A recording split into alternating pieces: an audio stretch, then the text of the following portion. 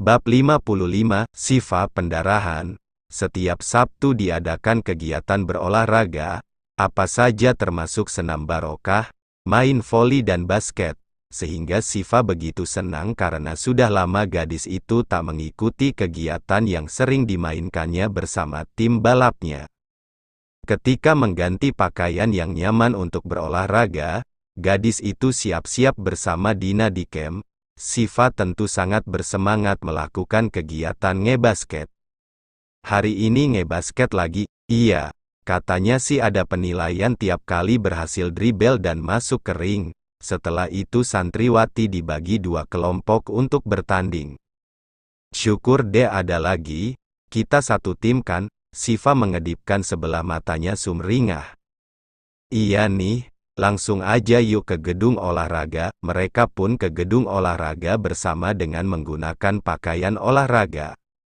Sifa sepertinya melupakan jika dirinya sedang berbadan dua saat ini, sehingga tetap mengikuti kegiatan basket bersama yang lainnya. Setelah kedua tim dibagi maka mereka berembuk untuk berdoa. Baru setelah itu memulai main basket. Hanya Dina dan Sifa yang mengikuti kegiatan ini bersama tim lainnya. Afia dan Medina bagian jadi penonton. Fa, kayaknya kita bakalan menang nih. Kamu kan jago main basket. Nggak tahulah, nggak boleh takabur kan. Belum tentu juga aku lebih hebat dari lawan kita. Kamu mah merendah mulu, Fa. Hahaha, nakal boleh. Tinggi hati jangan, ucap Sifa seperti kedengaran seperti kata mutiara. Setelah berdoa maka mereka mulai bertanding. Sifa dengan cekatan mendribel basket dan memasukkan ke ring. Sifa tak serakah, ia juga memberi kesempatan santri putri lainnya memasukkan bola basket ke ring, meski ujungnya dirinya lah yang paling tepat sasaran. Ayo Fa, Afia memberi semangat, hingga di menit-menit terakhir, grup yang digawangi Sifa pun menuai kemenangan. Gadis itu duduk dengan santai di pinggir lapangan, hingga akhirnya Dina melihat sesuatu di bokong Sifa. Fa, kamu baru dapat ya? Mana mungkin dapat aku kan lagi? Hah, dapat mana? Sifa segera melihat ke arah celana bagian belakang menyadari sesuatu yang aneh di sela kehamilannya. Kok, aku mens? Aku kan lagi hamil, batin Sifa sehingga segera berpamitan dengan temannya menuju ke jujukan. Itu celanamu berdarah, aku ke jujukan dulu ya. Fa, hati-hati, ucap Dina, sehingga Sifa segera berjalan dengan cepat menuju ke jujukan. Namun melihat Sifa yang tergesa ke jujukan membuat Ilham yang sedang mengobrol dengan Kiai Hamid, menghampiri Sifa ke jujukan. Sifa pun melihatnya, pantas saja sejak tadi perutnya nyeri. Kenapa gadis itu baru teringat jika dirinya sedang hamil? Ya Allah, bagaimana setelah ini? Dan ketika sadar malah baru terasa nyerinya. Sifa gegas menuju ke toilet, perutnya nyeri bagai dililit. Kenapa ia begitu lincah tadi? Menyesal padahal sedang hamil muda. Maafin Mami sayang. Kuat ya sayang, Sifa merasa nyeri saat ini. Tak lama Ilham datang, mencari Sifa yang tengah berada di toilet. Sayang, kenapa dek? Mas lihat adek tadi berjalan sambil kesakitan? Aku nggak apa-apa mas. Nggak apa-apa gimana? Apa terjadi sesuatu dengan adek? Apa adek tadi ikutan main basket? Hari ini ada pertandingan basket kan di gedung olahraga khusus santriwati? Ilham menyadari sesuatu. Mungkin, aku lupa kalau aku lagi hamil, dan aku ikutan main basket tadi sampai selesai. Ya Allah, buka pintunya sayang, banyak nggak fleknya? Ayo ke rumah sakit, ajak Ilham mengetuk pintu sedikit memaksa. Aku udah nggak apa-apa mas, udah berhenti fleknya. Baiklah, ayo keluar, mas mau lihat keadaan adek. Nggak mau. Nanti abis ini pasti mas akan marahin aku. Marahin gimana, dek? Mas khawatir sama adek buka sayang pintunya. Mas nggak mau terjadi sesuatu sama kehamilan adek. Aku susah berjalan mas. Perutku sakit, darahnya masih keluar. Mendengar penuturan itu, Segera Ilham mendobrak pintu, dan melihat keadaan Sifa yang sudah pucat. Ya Allah, ayo kita ke rumah sakit. Nampak wajah Sifa sudah pucat dan lemas. Ilham segera membopong tubuh Sifa menidurkannya di ranjang. Sakit perutku mas, lirih Sifa. Tuh kan adek bohong. Tadi katanya nggak apa-apa, lirih Ilha. Maaf mas, aku kuat kok. Iya, adek kuat. Tapi bagaimana dengan bayi kita? Udah jangan banyak bicara, kita ke rumah sakit sekarang. Apa harus ke rumah sakit? Iya sayang, kita ke rumah sakit. Ya, mas nggak mau terjadi sesuatu sama kehamilan adek, paham? Sehingga Ilham membawa Sifa ke mobilnya meminta izin, namun karena belum bertanya akan persetujuan Sifa soal kehamilannya maka Ilham minta izin sejenak karena Sifa sakit nyeri haid. Segera Ilham kembali ke mobil, dan melajukan mobilnya dengan kecepatan tinggi, membelah jalanan dan menuju dokter kandungan. Sifa hanya memeras jemarinya karena merasa nyeri. Gadis itu sempat menggunakan pembalut tadi. Ilham mengelus perut Nasya seraya komat kamit membaca doa. Mas bisa cepat sedikit, sakit nih, lirih Sifa. Iya sayang, sabar ya. Ilham mengangguk dan makin mempercepat laju kendara hingga akhirnya tiba di dokter kandungan. Tak banyak bicara, Ilham langsung membuka pintu mobil untuk gadisnya dan membopong tubuhnya ke brangkar. Dibawanya brangkar itu ke ruang darurat, dan segera ditangani. Apa keluhannya ini, Pak? Flek, dokter. Oh iya, silakan Bapak menunggu di luar ya. Iya dokter. Tolong pastikan istri dan calon bayi kami selamat, dokter. Iya, kita berdoa saja. Iya, Ilham benar dilanda dilema. Namun berusaha dulu menanggung ini dengan tak meneritahukan pada para orang tua. Ilham menunggu dengan cemas disertai membaca Al-Quran di kursi yang berada di luar ruang tindakan. Setelah menunggu akhirnya dokter keluar, dan memberitahu kondisi Sifa saat ini. Alhamdulillah, ibu Sifa sudah mereda fleknya dan bayinya dalam keadaan baik. Mendengar hal itu Ilham langsung luruh ketika tadi rasanya lemas. Alhamdulillah ya Allah, Ilham menggela napas lega. Boleh saya melihat keadaan istri saya? Silakan. Sifa nampak tersenyum kecut melihat kehadiran Ilham. Ilham merasa sedih menghampiri Sifa di brangkar. Alhamdulillah dek, Allah masih melindungi calon bayi kita. Ilham memeluk Sifa dengan eratnya, mengelus pucuk kepala yang terbalut hijab. Maaf ya mas, demi Allah, aku lupa kalau aku sedang hamil. Aku semangat ikut main basket karena aku dapat kesempatan sekalian menyembuhkan kerinduanku. Baiklah istri tomboynya mas. Ini terakhir adek bikin mas sport jantung ya? Iya, abisnya namanya juga lupa kalau aku lagi hamil, lirih Sifa. Semoga sikap aktif adek sedikit berkurang.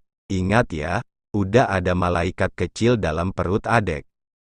Iya mas, apa aku udah bisa pulang? Kita tanya dokter nanti ya. Aku udah nggak apa-apa mas. Diamlah sebentar, nurut ya. Sifa hanya mengangguk saja, berharap bisa pulang karena ia tak mau seisi pondok mengetahui perihal kehamilannya dengan cara seperti ini. Ketika keluar dari ruangan, Ilham tak sengaja bertabrakan dengan seorang pria. Bro, duh maaf, ucap Ilham sehingga membantu pemuda itu karena tas jinjing hitamnya jatuh.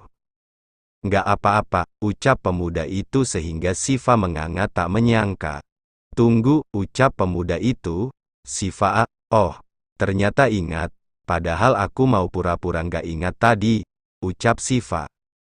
Memangnya adek mengenal mas ini? Tanya Ilham. Ini guruku saat mas, namanya Pak Faiz, jawab Sifa, sehingga keduanya bersalaman saat ini. Saya Ilham suami Sifa. Oh, rupanya sudah ada suami. Wah saya telat dong. Sifa mengernyit, maksudnya, nggak apa-apa. Ngomong-ngomong, Sifa ini dulu dekat dengan saya semasa saya mengajar. Nanti kalau sempat, main-mainlah ke restoran ya, ucap Faiz. Insya Allah, sahut Ilham. Ya sudah saya duluan. Oh iya ini kartu nama saya, siapa tahu kalian mau mengunjungi restoran. Faiz memberikan kartu namanya. Saya duluan ya. Faiz terlihat berwibawa dengan jas saat ini. Rupanya pemuda berusia 30 tahun itu, sudah tak mengajar lagi di sekolah Sifa.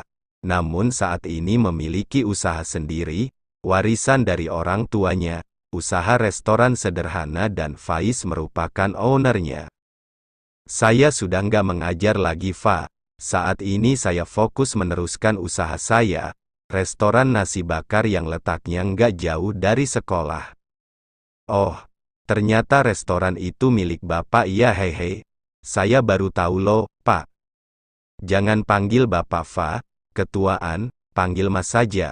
Oh iya, Mas Faiz, tapi kedengaran aneh, baiklah begitu saja. Saya permisi buru-buru, Assalamualaikum. Waalaikumsalam. Ketika Faiz pergi, wajah Ilham sedikit muram, sepertinya Sifa terlihat begitu dekat dengan gurunya itu. Apakah mereka pernah berpacaran sebelumnya? Mengingat mantan Sifa yang sudah lebih dari 10 orang banyaknya. Ilham membantu Sifa berjalan menuju ke mobilnya. Kemudian mereka kembali menuju ke pondok pesantren lagi. Ketika di mobil Sifa tiba-tiba menceritakan siapa itu Faiz, membuat Ilham panas hati. Oh jadi begitu ceritanya, Ilham menanggapi dingin. Mas Kayak nggak suka gitu, aku nggak salaman loh tadi sama dia. Biasa aja, jadi kenapa kalian nggak jadian aja dulu? Apa Faiz menolak adek? Bukan itu. Tapi aku nggak pede aja. Lagian itu kan masa lalu. Mas cemburu ya hehe.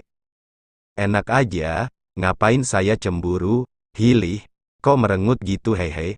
Ayo ngaku, ayo. Sifa sengaja menggelitik Ilham yang saat ini tengah menyetir. Mas tuh cemas sama keadaan adek yang seenaknya sendiri.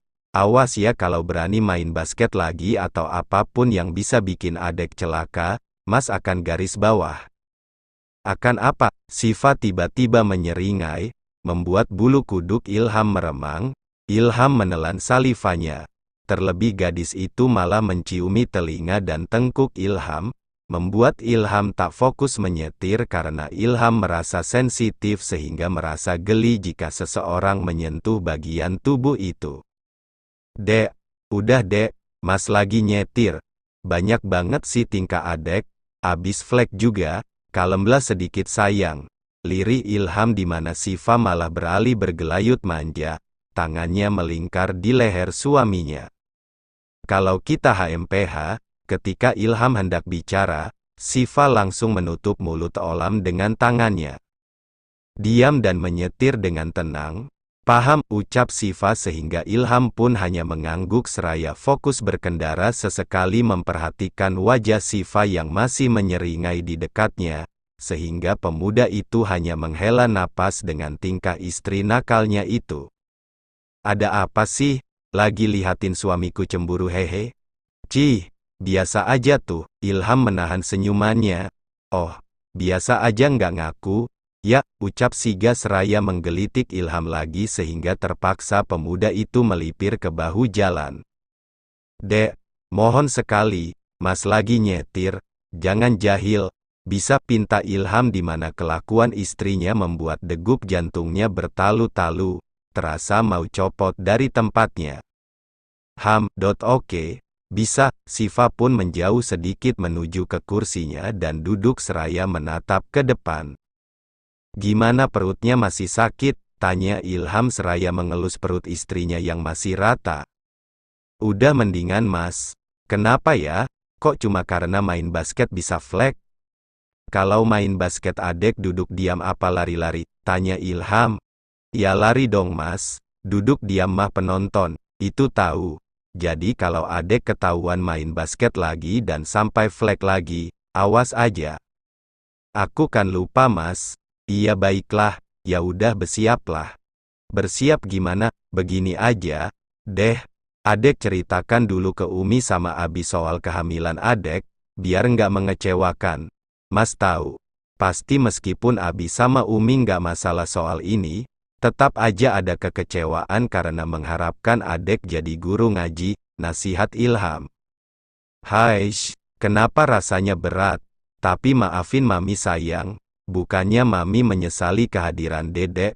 Sifa mengajak calon bayinya bicara seraya mengelus perutnya, sedangkan Ilham hanya menghela napas kemudian fokus berkendara kembali.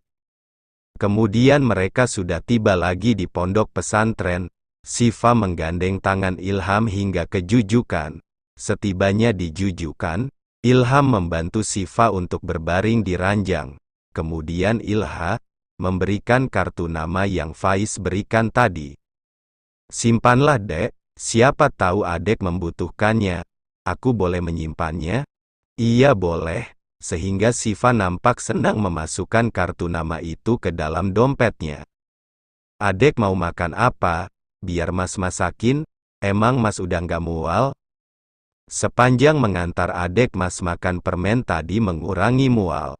Aku pikir udah nggak mual lagi, kalau sekarang masih mual. Nggak usah pikirin mas, yang penting adalah adek dan calon bayi kita, jadi jagalah amanah Allah ini dek. Jadi adek mau makan apa? Aku mau udang hehe, mas akan masakin kalau begitu. Emang nggak apa-apa, kalau masakin aja bukan masalah. Tapi kalau disuruh makan, mas tobatlah dek, hehehe. Oke, udangnya dipedes aja mas, campur kentang. Baiklah, sebentar ya mas masak dulu. Iya mas. Ketika Ilham memasak, Sifa memilih membaca buku doa. Sifa sudah banyak menghafal doa penjagaan sejauh ini.